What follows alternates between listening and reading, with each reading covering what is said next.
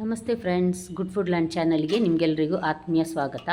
ಇವತ್ತು ನೋಡಿ, ಇಡೀ ಗೋಧಿಯಲ್ಲಿ ಮಾಡಿದಂತಹ ದೋಸೆ ಸ್ವಲ್ಪ ಡಿಫ್ರೆಂಟ್ ಆಗಿದೆ. ಅಷ್ಟೇ ಅಲ್ಲ, ದೋಸೆ ಹಾಕೋದಕ್ಕಷ್ಟೇ ತುಂಬ ಸುಲಭ.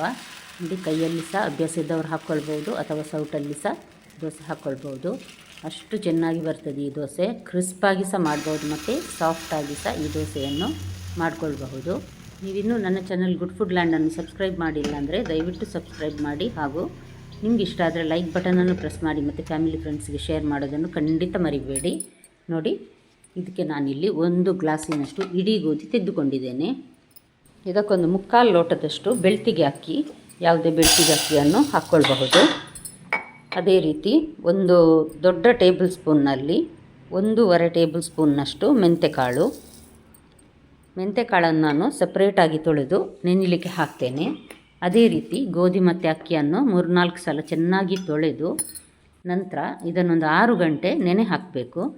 ನಾನಿಲ್ಲೀಗ 6 ಗಂಟೆ ನೆನೆ ಹಾಕಲಿಕ್ಕಂತ ಇಟ್ಟಿದ್ದೇನೆ. ನೋಡಿ, ರಾತ್ರಿ ತೆಗೆದು ನೋಡ್ತಾ ಇದ್ದೇನೆ, ಚೆನ್ನಾಗಿ ನೆಂದಿದೆ ಇದು. ನಾನು ಸಂಜೆ ಸಾಧಾರಣ 4 ಗಂಟೆಗೆ ಹಾಕಿದರೆ ರಾತ್ರಿ ಇದನ್ನು 9 ಗಂಟೆಗೆ ಈಗ ಗ್ರೈಂಡರಿಗೆ ಹಾಕ್ತಾ ಇದ್ದೇನೆ.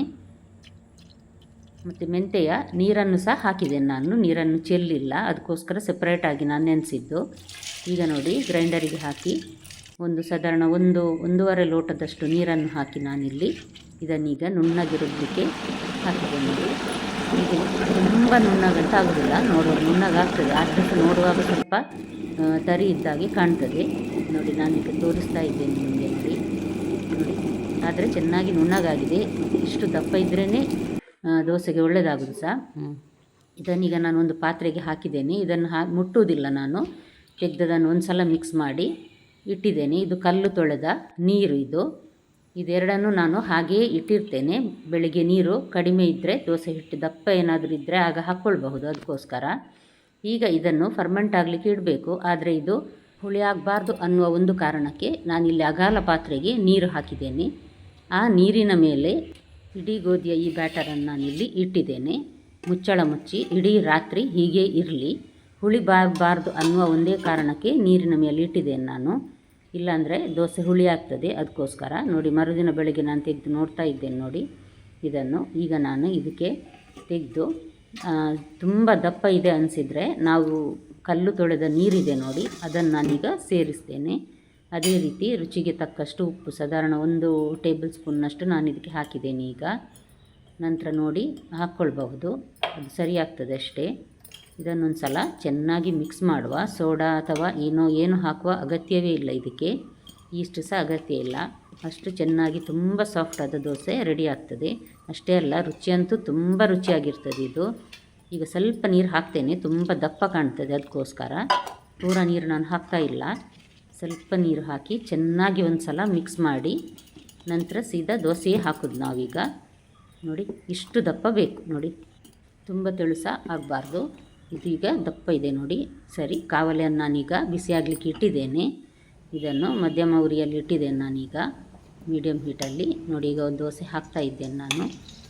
ಚೆನ್ನಾಗಿ ಕಾವಲಿಯಲ್ಲಿ ದೋಸೆ ಚೆನ್ನಾಗಿ ಹರಡ್ತದೆ.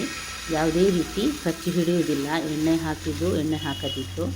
ನಾನಿಲ್ಲಿ ಕಬ್ಬಿಣದ ಬಾಣಲೆ ಉಪಯೋಗಿಸ್ತಾ ಇದ್ದೇನೆ. ನೀವು ನಾನ್ ಸ್ಟಿಕ್ ಪ್ಯಾನಲ್ಲಿ ಸಹ ಮಾಡಬಹುದು. ಎಷ್ಟು ದೊಡ್ಡದಾದ ದೋಸೆ ಸಹ ಮಾಡಬಹುದು. ಸುತ್ತ ನೋಡಿ ತುಪ್ಪ ಹಾಕ್ತಾ ಇದ್ದೇನೆ ಅಥವಾ ಎಣ್ಣೆ ಹಾಕ್ಕೊಳ್ಬಹುದು. ಇದನ್ನೀಗ ಮುಚ್ಚಳ ಮುಚ್ಚಿ ನಾನು ಬೇಯಲಿಕ್ಕೆ ಇಡ್ತೇನೆ. ಇದೇನು ಹೆಚ್ಚು ಹೊತ್ತು ತೆಗೆದುಕೊಳ್ಳೋದಿಲ್ಲ ಬೇಯಲಿಕ್ಕೆ.